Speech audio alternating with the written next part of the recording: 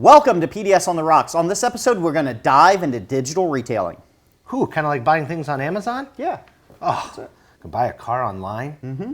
Can you imagine the size of the drone that would deliver that?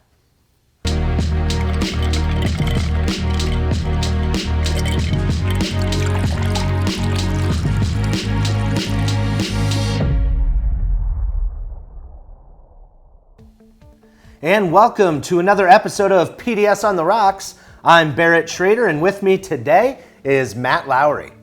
Today we are going to dive a little bit deeper into that digital retailing customer, that experience. Mm-hmm. From my experience, Matt, what I've found is it's really about just, one price, one person, 1 hour, but also one great customer experience. Can you elaborate on that? Absolutely. So when we're talking about digital retailing, what are we talking about here? The whole idea is instead of breaking it up and when a customer reaches out to us online, they're dealing with one person, usually in a BDC or one sales rep, and then they come in and they deal with somebody else. It's one experience. It shouldn't matter what the channel is. So we're going to take the customer, we're going to give them that one experience, so they're going to have one price that's upfront, transparent. They're able to give us all their trade information, their credit information, all of that in order to speed us up to what you said, 1 hour. Because what's the biggest complaint every customer has about? They're all day. They're there all day. So the whole idea is to shorten that time in the dealership, give them one person that they're going to interact with from the beginning all the way through.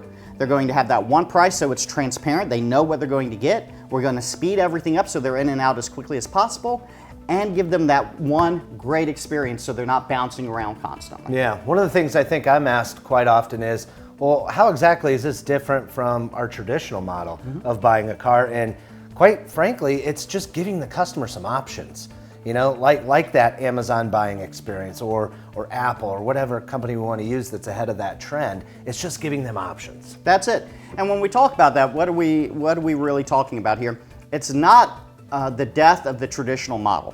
That might happen down the road, right? At some point, we're going to probably go more and more to this. But the idea is to start giving the customer the options. The customer will tell us how they want to be sold, and then we just sell them their way. Why fight it?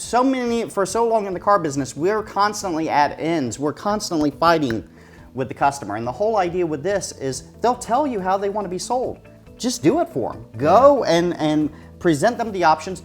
You can continue to have your traditional model for those who want to come in and go down that route, but those who don't, those who are afraid of confrontation, those who don't want to be in your face and do that whole back and forth, let's give them that option to make them feel comfortable while they're here. Yeah, good.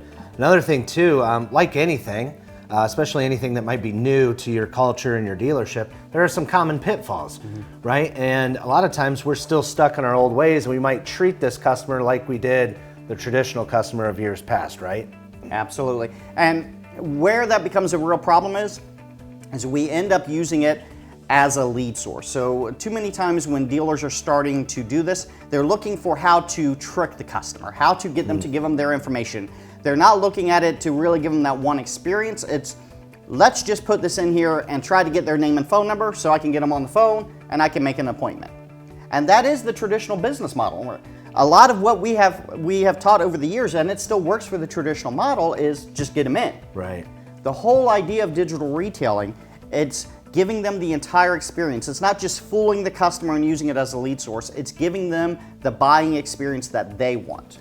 Now, Matt, can you share with everybody, because I'm sure there's a lot of dealers watching right now or managers watching, thinking, gosh, is this for me? Is digital retailing this whole new process, is it something I should, embrace? So what would be the benefit to dealers? The great thing about digital retailing is we can give the customer a better experience while selling more cars. We know customers, there's at least a segment of customers who are moving this way. Carvana has shown that, Tesla has shown that. It's not there today, but more and more people are wanting that experience. So it allows us to cater to those who want it. We can increase our sales and give the customer a better experience. How nuts is this? Sell more cars and give a better experience. It doesn't have to be one or the other. Higher CSI then. Higher CSI scores. Yeah. Well, I think to kind of wrap it up, for a dealer who's considering this and thinking about it, where does it really fit for them? And really what we would caution is, and you always have people on the bleeding edge, the cutting edge, that kind of thing that want to get ahead of it. This is coming. You need to be aware of it. We need to start incorporating it into our dealerships now. That doesn't mean you have to go all in and you have to abandon all your traditional route. You still have people who want to negotiate, who want to sit there and enjoy the back and forth. We're not saying to eliminate that.